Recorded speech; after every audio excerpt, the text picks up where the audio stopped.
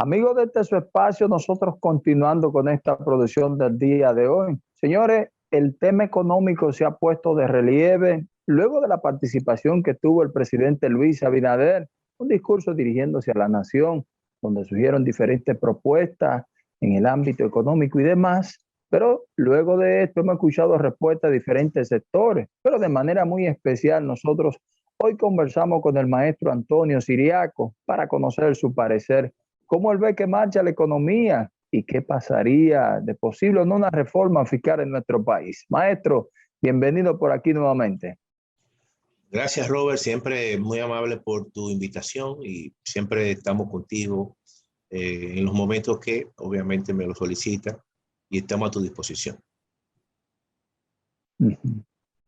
Muchísimas gracias, maestro. Maestro, cuénteme, ¿cómo ve usted el panorama económico? ¿Entiende usted que sí, ya es posible lograr una reforma fiscal en nuestro país? Bueno, tú sabes que yo siempre he tenido una posición con respecto a la reforma fiscal que está muy supeditada a todo el proceso de recuperación de la economía.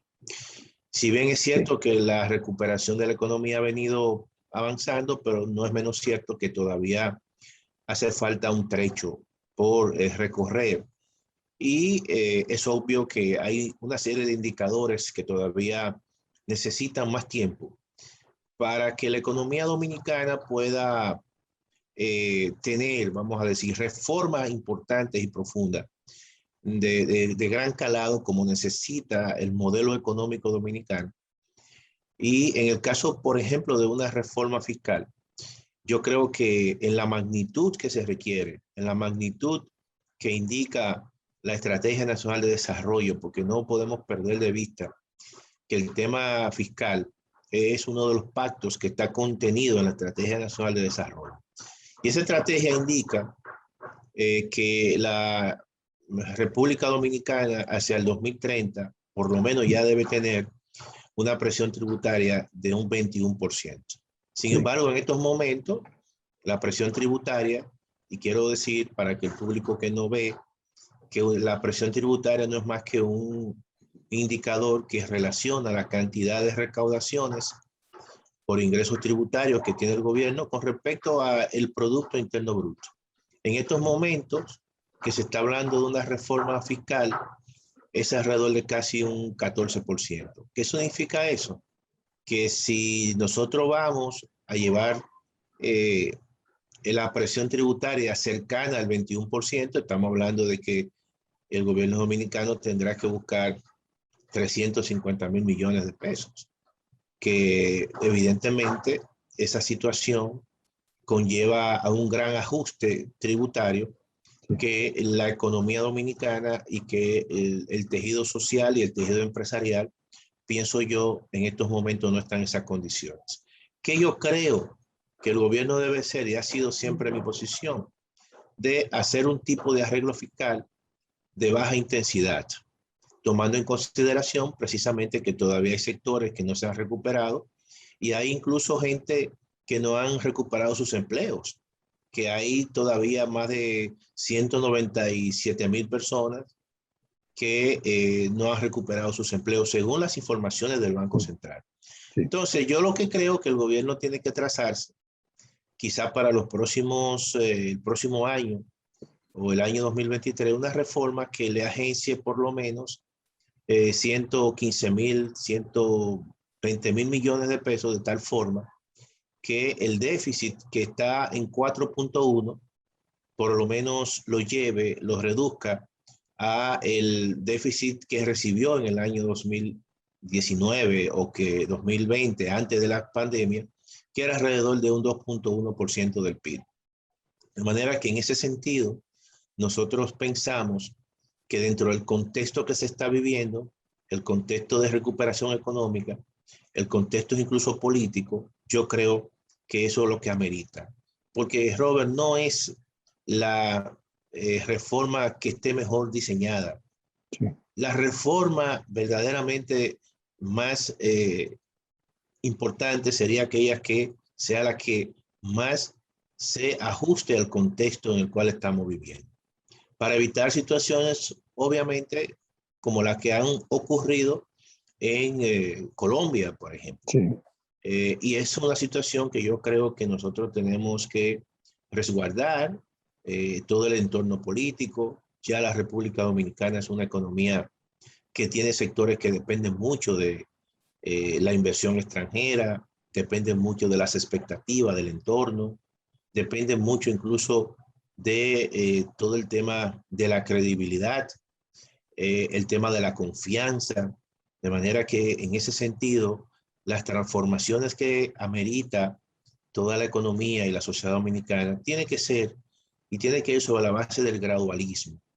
Y precisamente tomando en consideración que estamos en un entorno donde los sectores quizás más dinámicos son aquellos que dependen mucho del exterior.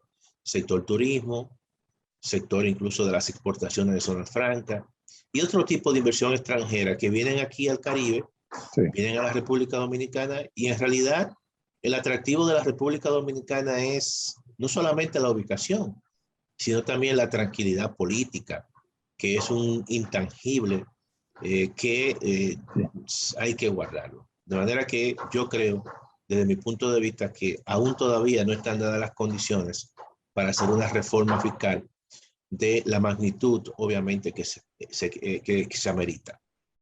Muy bien. Maestro, algunos sectores, por ejemplo, el ministro de Economía y Planificación, el maestro Seara Hatton, dice que ya está planificado, que solamente sería presentar al presidente y tener curso. A otros sectores, maestros, hablan de puntos específicos como aumentar la base del ITEVI, reducirlo, lograr que paguen más y todo eso. Pero usted dice, maestro, que la reforma no es la que se quiera, sino la que se pueda hacer. En algunos puntos que usted cree que pudiéramos lograr la reforma que nos permite este pueblo, ¿cuál usted cree que pudiera ser, maestro? Mira, Robert, yo estoy de acuerdo con las reformas que simplifiquen el sistema tributario en la República Dominicana. Muy bien. Y eso es un punto importante por el lado de los tributos. Sí. No podemos complejizar, hacer que los sectores productivos, los pequeños y medianos empresarios, sientan verdaderamente que tributar es un costo, es un problema. Todo lo contrario, pensamos que hay que facilitar. En ese sentido, yo creo que la República Dominicana debería atender hacia una reforma fiscal, un arreglo fiscal. En primer lugar, donde las tasas corporativas estén muy diferenciadas entre una gran empresa y una pequeña y microempresa. Una microempresa no puede tributar igual que una gran empresa. Entonces, si el ministro de Economía, Planificación y Desarrollo presentó o por lo menos adelantó las características del tipo de reforma, y yo pienso que lo primero que dijo fue, va a ser una reforma donde el que más gane, más pague, o el que más tenga, pague más. Entonces, evidentemente, yo entiendo que las tasas corporativas tienen que tener dos rangos, una para la gran empresa, una para los grandes contribuyentes y otra, obviamente, para las micro y pequeñas empresas, en primer lugar. En segundo lugar, yo creo que la tasa del ITEVI tiene que ser un poco más baja. Y que si eso hay que extenderlo a otros servicios, básicamente hay que extenderlo. Pero, ojo, tenemos que cuidar siempre, siempre, siempre la canasta básica de los más pobres. Tenemos que cuidar el tema de los alimentos, tenemos que cuidar el renglón de la salud, que yo creo que no se deben tocar. Esa es la diferencia que yo tengo con quizá el planteamiento que por lo menos verbalmente hizo el ministro de Economía, donde dijo que van a haber en ese sentido una tasa reducida, vamos a decir, perdón, para los alimentos. Yo creo que los alimentos hay que tener mucho cuidado. Yo creo que hay que proteger la canasta de los más pobres. Sí, sí, claro, Y maestro. evidentemente yo creo que por ahí no es que está el problema. Por ahí no es que está el problema. Perdón, por ahí no es que está el problema, porque por ahí no va a haber una gran recaudación. Es lo que yo considero. Por lo tanto, si se grava la canasta o parte de los alimentos que conforman la canasta, el tema político, el coste político va a ser mucho más grande que el beneficio político. Muy bien. Maestro, quiero tocar un puntico ahí en ese mismo tenor, maestro, porque usted ha planteado algo que usted sabe que para este pueblo es de suma importancia, lo que es su canasta básica. Últimamente ha habido ciertas situaciones con aumento de algunos productos, el caso del pollo, la situación con el cerdo y demás. Pero maestro, si hablamos de ampliar la base, lo que nos queda es pocamente son los alimentos, el tema de los medicamentos y puntos así específicos, porque los servicios como cafeterías, restaurantes y ese tipo de servicios de alimentos así ya cocidos hay en lugares que están grabados y demás. Entonces, ¿hacia dónde usted cree, maestro, que tendría espacio para mover la base del ITEVI? Porque vemos No, que como usted, yo lo que la creo canasta. que, yo lo que creo, Robert, que hay un renglón que parece que está en la mirilla, que son los Sí. servicios digitales. Los Okay. servicios, eso se va, pienso yo, ha habido un boom en esos aspectos, se va a grabar. Creo que también las compras por internet Sí, sí. se va a subir quizá el tope, vamos a decir, o a bajar el tope o Va a eliminar ese bajar el tope. tope Sí, de los $200 y por ahí vienen esos, pienso yo que eso se va a grabar. Aquí todo el mundo usa algún tipo de plataforma, cierto, cierto. eso se va a grabar, pienso yo. Básicamente es una tendencia que hay Sí, sí. en toda América Latina y el Caribe y en el mundo. Es decir, cada vez más los negocios por las transformaciones que se han dado en los mercados están usando plataformas para comercializar sus productos. Entonces, pienso que por ahí vienen las cosas en ese sentido. En segundo lugar, yo creo que también aquí hay actividades como el patrimonio, Sí, que también pienso que se va a grabar en ese sentido, porque todavía los impuestos al patrimonio son muy bajitos en la República Dominicana. Creo que no llegan al 5%, según estuve viendo, como parte de las recaudaciones que recibe el Estado. Y eso es un elemento importante. Yo creo que también aquí hay grandes contribuyentes, grandes sectores que han ganado, que sí. obviamente se le va a grabar. Se van a revisar algunas exenciones de algunos sectores y básicamente no del ITEVI, sino del impuesto sobre la renta o lo más probable del impuesto selectivo al consumo. Y por ahí viene la situación. Pero por eso que yo digo que debe ser una reforma de baja intensidad, porque el gobierno en ese sentido podrá agenciarse entre 100.000 y 125.000 o 130.000 millones de pesos, que evidentemente no es lo mismo que buscarse 200.000 o Sí, doscientos cincuenta sí. mil o 230.000.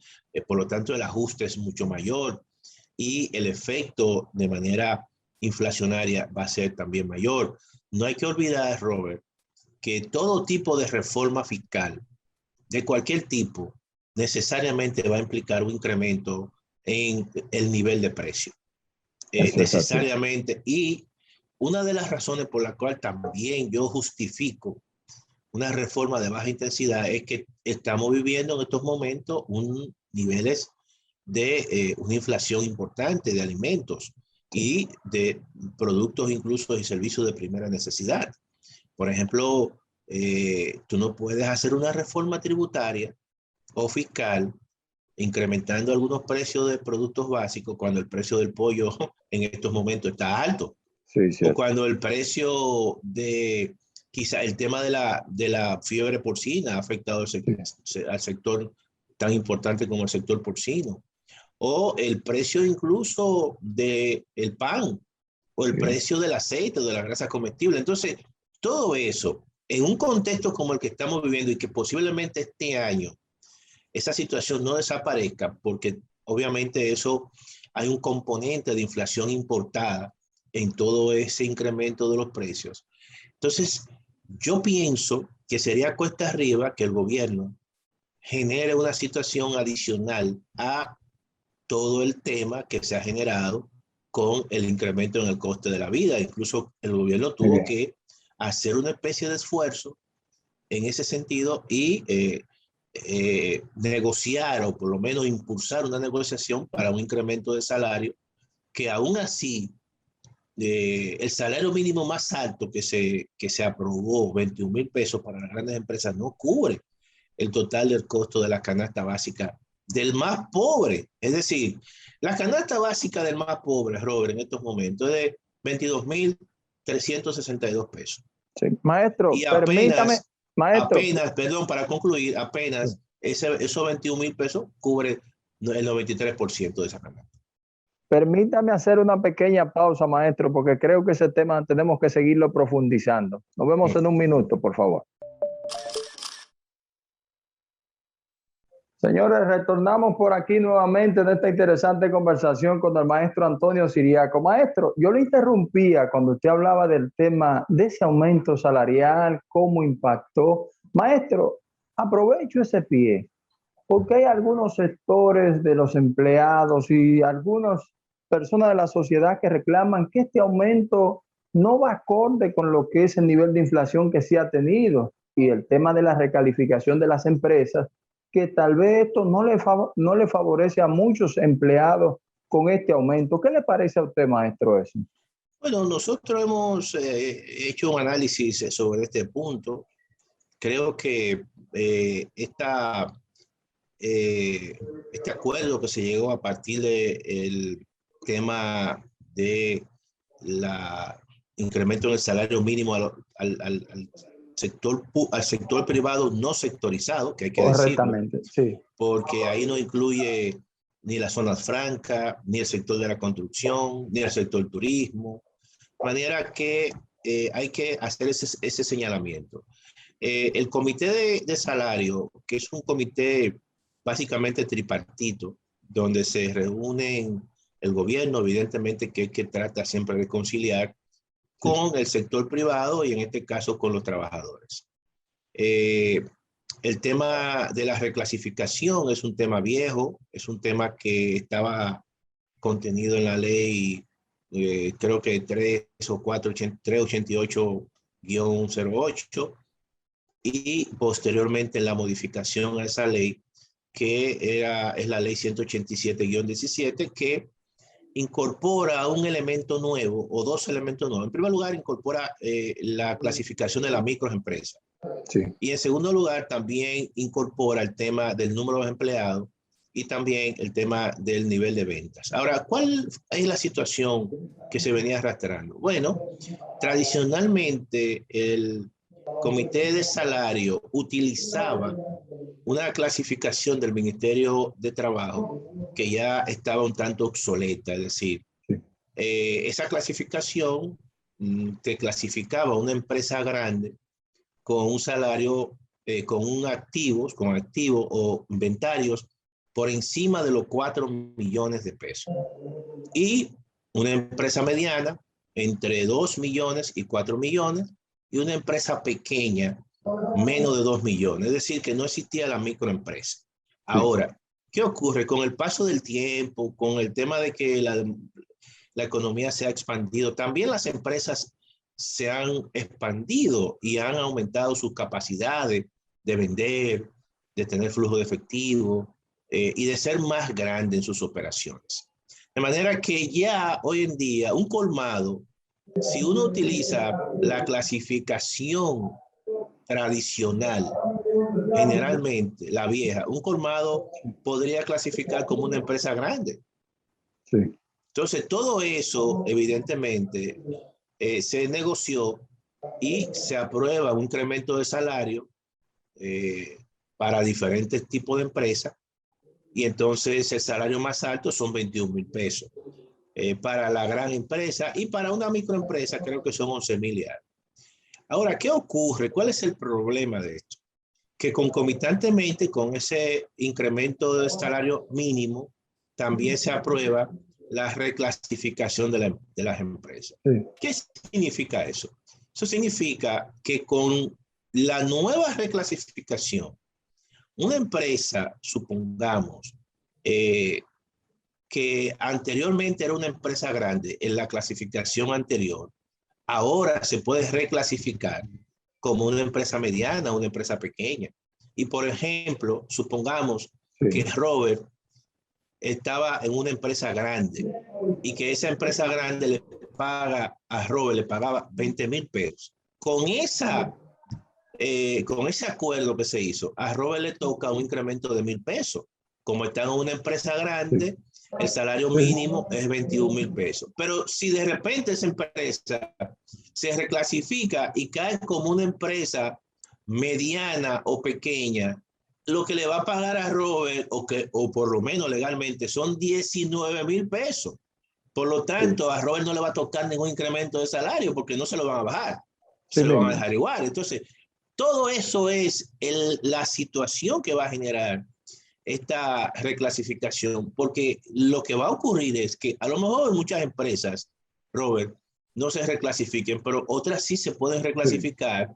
¿Tú sabes por qué? Se van a reclasificar hacia abajo y la gran mayoría van a ser medianas y pequeñas empresas, porque concomitantemente con esa aprobación de esa reclasificación, en el Congreso Nacional reposa y se está discutiendo la modificación a la ley 340-06 de compras y contrataciones públicas, sí, de tal forma que esa ley, esa nueva discusión, esa modificación aumenta el número de compras que le pueden hacer al Estado las MIPIMES de 20% a 30%. Entonces, si yo soy empresa grande y yo estoy viendo esa ley, yo lo que voy a hacer es que me voy a reclasificar como una empresa pequeña o mediana, sí, para yo entonces aprovecharme del presupuesto nacional,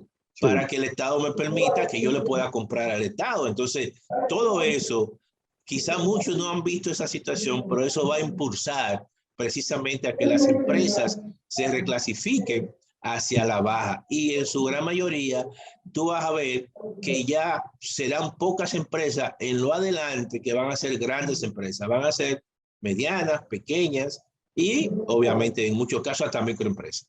Sí, sí, me imagino. Maestro, hay algo muy importante que no podemos dejar de tocar antes de despedirlo a usted. Maestro, las aspiraciones que estamos llevando a cabo en la Universidad Autónoma de Santo Domingo, maestro, veo mucha aceptación, veo mucha respuesta de la gente. En estos días estuve de visita por la universidad y veo mucha motivación en el entorno con sus aspiraciones, maestro. Cuénteme, ¿cómo está eso? Todo eso va muy bien, gracias a Dios. Nosotros hemos hecho un trabajo importante, Robert. Siempre hemos estado trabajando dentro y fuera de la universidad, haciendo lo que tenemos que hacer en el debate de políticas públicas de forma decente, académica, desde un punto de vista objetivo. Y yo pienso que la mayoría de los profesores y profesoras de la Facultad de Ciencias Económicas y Sociales han visto eso. Tienen un amigo en Antonio Ciriaco Cruz, tienen un académico en Antonio Ciriaco Cruz. Y nosotros, Robert, estamos trabajando para convertir a la Facultad de Ciencias Económicas y Sociales en una facultad del siglo XXI. Excelente. Por eso es que nosotros estamos aspirando y nuestras aspiraciones van muy bien y vamos a colocar a esta facultad como la mejor facultad de Ciencias Económicas y Sociales en toda la República Dominicana. Excelente, excelente. Maestro, importante para este proceso, ¿pueden votar a nivel nacional, en la sede central? ¿Cuándo será para ir estableciendo memoria en los maestros de la facultad? Claro, será obviamente, es una elección a nivel de todos los centros. La universidad tiene 15 centros y 3 subcentros en todo el territorio nacional. Los profesores de la Facultad de Ciencias Económicas y Sociales están diseminados en todos los centros. Hay un padrón que sobrepasa los 459 profesores a nivel nacional, tanto de la sede como de los centros regionales y recintos, de manera que las elecciones o la elección será el año próximo, en el mes de junio.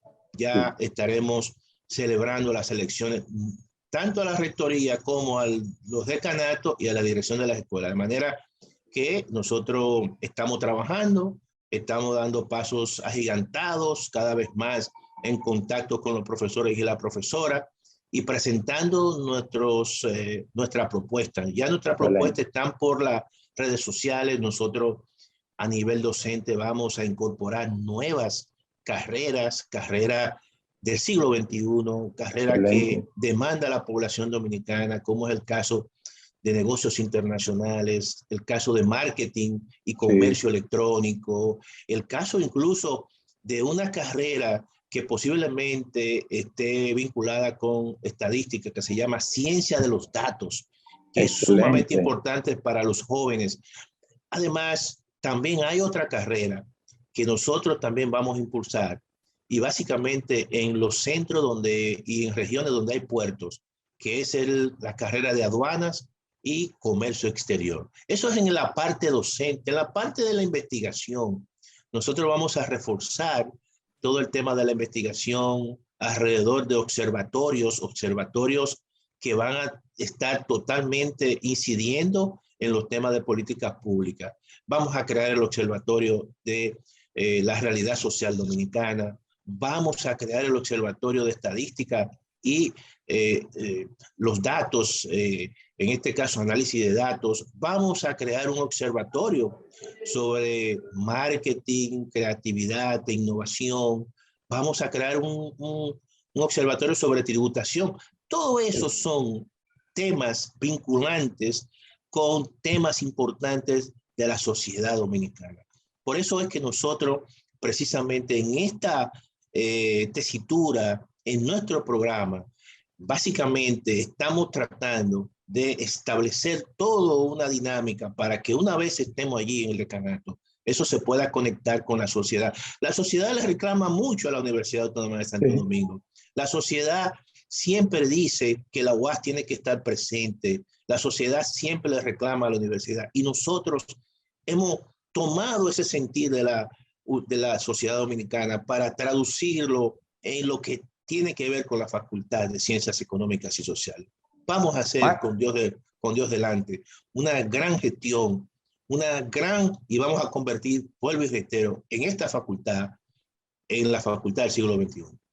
Maestro, excelente. Maestro, usted ha mencionado una serie de propuestas ahí que yo creo que deben ser la visión de un país, no solamente de una universidad, maestro, actualizarse a la demanda de estos tiempos y lo que se necesita en una sociedad como esta que está en constante cambio, maestro. Como siempre, agradecer a usted. Reiteramos nosotros desde aquí, pendiente a lo que son estas elecciones del decanato de la Universidad Autónoma de Santo Domingo, y usted sabe que cuenta plenamente con nuestro apoyo, maestro. Gracias, Robert, gracias. Y eso es recíproco. Nosotros siempre estaremos al lado de este tipo de programas, que son programas educativos en todo el sentido de la palabra y que evidentemente siempre tienen una línea de mucha independencia. Cuenta siempre aquí y cuando estemos allá también cuenta conmigo. Muchísimas gracias, maestro. A usted, desde aquí ya le impartimos nuestras mejores de la suerte y éxito en esta meta de cambiar y transformar lo que es esta proyección de la Facultad de Ciencias Económicas de nuestra Universidad Autónoma de Santo Domingo. Muchísimas gracias, maestro. Gracias a ti, Robert, por la invitación. Hasta luego. Bien, hacemos una pequeña pausa, retornamos en breve con el resto del contenido.